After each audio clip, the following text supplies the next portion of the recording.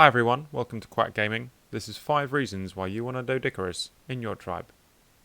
Number 1.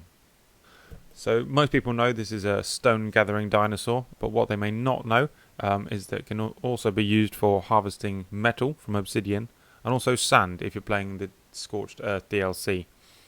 But far better than this, it can do all of these things without a rider or a saddle. You can click enable wandering, take off any kind of following, and the Doedicurus is going to roam around and look for the nearest bit of rock to smash up and gather. This is particularly useful if you're playing a low XP server, which is, in my opinion and a lot of people's opinion, going to improve your PvE experience. With this kind of set and forget mentality, you can focus on grinding out berries for narcotics, wood, other materials, checking on your tames, that kind of stuff. And you're going to be able to do all of this before you get the saddle at level 30. Number 2. You might think our poor little level 19 Doedicurus is suffering under the weight of all that stone.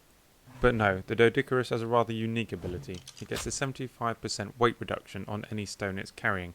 This means if its normal limit was 100 weight, it would actually be able to carry 400 weight of stone. And when you consider a decent sized stone house and a decent perimeter to protect you from all those horrible dinosaurs out there, it's going to run into the thousands of stone. This guy is going to pay for himself over and over again. Number 3. It's a great swimmer. In fact, you're going to be leaving things like Megalodon way behind you. Now, by no means this is a game changer, but on maps like the Centre, where you may have to cross an island or an ocean to get to tame one of these things, it's going to be a lot better to swim it back than take it on a raft, now that the dreaded Leeds-Sixtius raft killers are in the game. Number 4. Whilst it's not the fastest dinosaur on 4 legs, it does have another unique ability I like to call rolling mode. It curls up into a ball and can roll as far as its stamina will let it, even uphill. I know, go figure. But this is really handy if you're 1, trying to outrun enemies, and yes, I've outrun raptors on this thing, and 2, it can just make the journey to and from the rock quarry that much quicker. Number 5. While most other dinosaurs in the game are limited to a fight or flight response, the Doedicurus has a third option. When it drops below roughly 2/3 health, it likes to curl up in a little ball and forget the rest of the world exists. While it's in this state, it receives a 90% damage reduction. This also applies to torpor effects.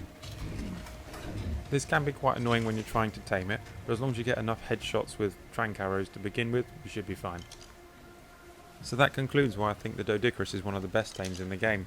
I normally start looking out for one of these things right after I've got my first berry farmer and a raptor for mobility. If you found this video helpful or learned something you didn't already know, feel free to give me a like down below. And if you want to see more why you want this dinosaur in your tribe videos, give me a subscribe as well. Happy hunting!